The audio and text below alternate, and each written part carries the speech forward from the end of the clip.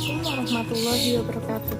Sebelumnya perkenalkan, nama saya Nafsatun Nisa, NIM 074 dari kelas WBASB 4. Di sini saya akan memaparkan sedikit materi dan poin-poin penting mengenai pembiayaan bagi hasil. Ada yang tahu apa itu bagi hasil? Bagi hasil adalah suatu bentuk pengembalian dari kontra investasi berdasarkan suatu periode tertentu dengan karakteristiknya tidak tetap dan tidak pasti besar kecil perolehan tersebut. Di dalam pembiayaan bagi hasil terdapat dua akad, yang pertama yaitu akad mudharabah dan yang kedua yaitu akad musyarakah. Fatwa DSN MUI nomor 7 tahun 2000 mudharabah yaitu akad kerjasama suatu usaha antara dua pihak, di mana pihak pertama sebagai sahibul mal menyediakan seluruh dana dan pihak kedua sebagai mudharib bertindak selaku pengelola, dan keuntungan usaha dibagi di antara mereka sesuai dengan kesepakatan yang sudah dituangkan di dalam kontrak. Dan syarat mudharabah yang pertama, penyedia dana dan pengelola harus cakap hukum. Kedua, pernyataan ijab dan qabul harus dinyatakan oleh para pihak untuk menunjukkan kehendak mereka dalam mengadakan akad. Sebelum menyatakan akad, harus memperhatikan hal-hal sebagai berikut. Yang pertama, penawaran dan penerimaan harus secara eksplisit menunjukkan tujuan kontrak. Yang kedua, penerimaan dari penawaran dilakukan pada saat kontrak. Yang ketiga, akad dituangkan secara tertulis melalui korespondensi atau dengan menggunakan cara-cara komunikasi modern. Modal adalah sejumlah uang atau aset yang diberikan oleh penyedia dana kepada mudharib untuk tujuan usaha. Adapun syarat-syarat modal, yang pertama, modal harus diketahui jumlah dan jenisnya. Yang kedua, modal dapat berbentuk uang atau barang yang dinilai. Jika modal diberikan dalam bentuk aset, maka aset tersebut harus dinilai pada waktu akad. Yang ketiga, modal tidak dapat berbentuk piutang dan harus dibayarkan kepada mudharib baik secara bertahap maupun tidak sesuai dengan kesepakatan dalam akad. 4. Keuntungan mudharabah adalah jumlah yang didapat sebagai kelebihan dari modal. Syarat keuntungan, yang pertama, harus diperuntukkan bagi kedua pihak dan tidak boleh disyaratkan hanya untuk satu pihak. Yang kedua, bagian keuntungan proporsional bagi setiap pihak harus diketahui dan dinyatakan pada waktu kontrak disepakati dan harus dalam bentuk presentasi atau nisbah dari keuntungan sesuai kesepakatan. Perubahan nisbah harus berdasarkan kesepakatan. Yang ketiga, penyedia dana menanggung semua kerugian akibat dari mudharabah dan pengelola tidak boleh menanggung kerugian apapun kecuali diakibatkan dari kesalahan sengaja, kelalaian atau pelanggaran kesepakatan. Yang kelima, kegiatan usaha oleh pengelola sebagai perimbangan modal yang disediakan oleh penyedia dana. Dalam kegiatan usaha harus memperhatikan hal-hal sebagai berikut. Yang pertama, kegiatan usaha adalah hak eksklusif mudharib tanpa campur tangan penyedia dana, tetapi ia mempunyai hak untuk melakukan pengawasan. Yang kedua, penyedia dana tidak boleh mempersempit tindakan pengelola sedemikian rupa yang dapat menghalangi tercapainya tujuan mudharabah yaitu keuntungan. Yang ketiga, pengelola tidak boleh menyalahi hukum syariat Islam dalam tindakannya yang berhubungan dengan mudharabah dan harus mematuhi kebiasaan yang berlaku dalam aktivitas itu.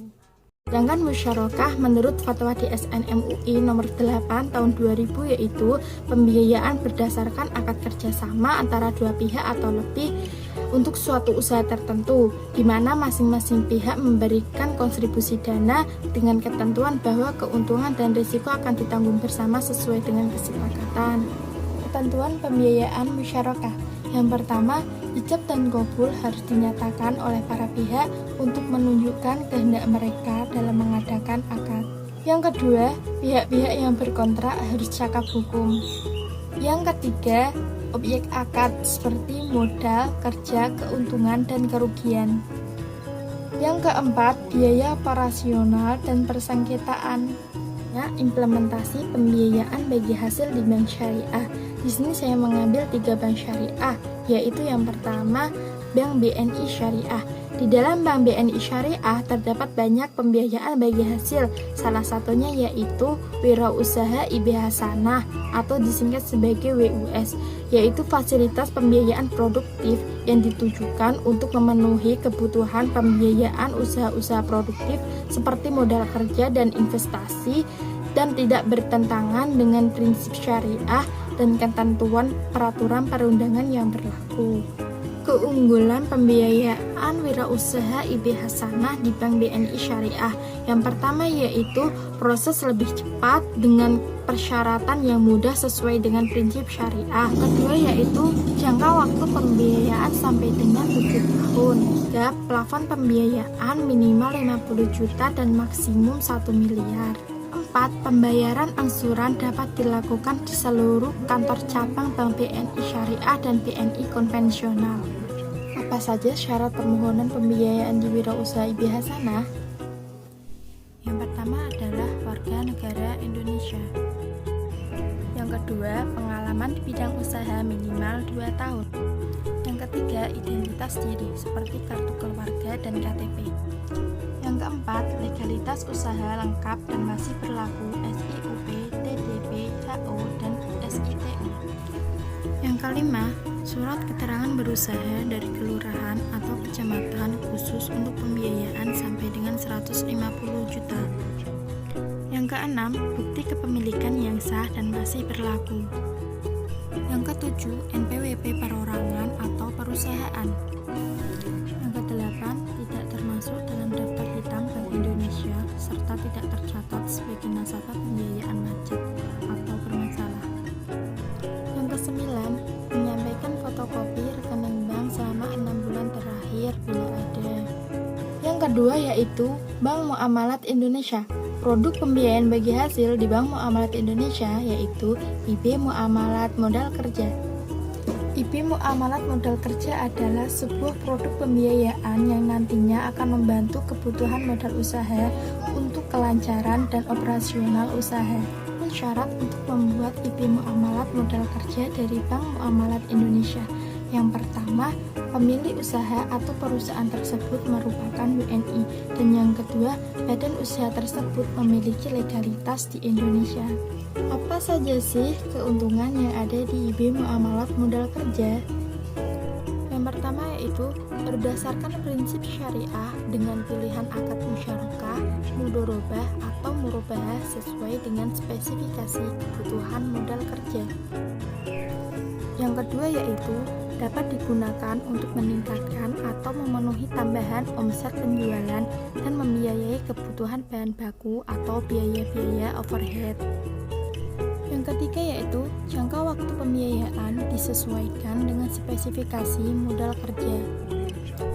Yang keempat, plafon pembiayaan mulai dari 100 juta. Yang kelima, untuk nasabah perorangan akan dilindungi oleh asuransi jiwa sehingga pembiayaan akan dilunasi oleh perusahaan asuransi apabila Anda meninggal dunia. Yang keenam, pelunasan sebelum jatuh tempo tidak dikenakan denda.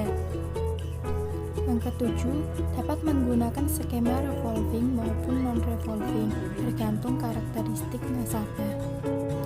Yang kedelapan, dapat memanfaatkan pembiayaan rekening koran syariah sehingga lebih memudahkan Anda dalam mencairkan pembiayaan. Yang ketiga yaitu Bank Syariah Mandiri. Produknya yaitu pembiayaan modal kerja. Pembiayaan modal kerja adalah pembiayaan jangka pendek yang diberikan untuk pemenuhan kebutuhan modal kerja calon nasabah atau nasabah, misalnya untuk membiayai pembelian bahan baku, siklus atau perputaran usaha, modal kerja, dan pembiayaan kontraktor. Fitur pembiayaan. Yang pertama, limit pembiayaan di atas 500 juta sampai dengan 5 miliar. Yang kedua, gas atau gross annual sales sampai dengan 25 miliar. Ketiga, valuta IDR. 4. Jangka waktu sampai dengan 1 tahun, dapat diperpanjang sesuai dengan ketentuan bank. Kelima, revolving dan non-revolving. Pilihan akad musyarakah, mudorobah, dan murabahah sesuai dengan spesifikasi kebutuhan modal kerja. Ketujuh, diperuntukkan untuk perorangan atau wira swasta dan badan usaha. kedelapan, untuk usaha tertentu dapat memanfaatkan pembiayaan dana berputar atau PDB sehingga memudahkan dalam penarikan pembiayaan. Jadi, jika Anda membutuhkan pembiayaan untuk modal kerja usaha Anda, segera bangun usaha Anda melalui IP Muamalat Modal Kerja dari Bank Muamalat Indonesia.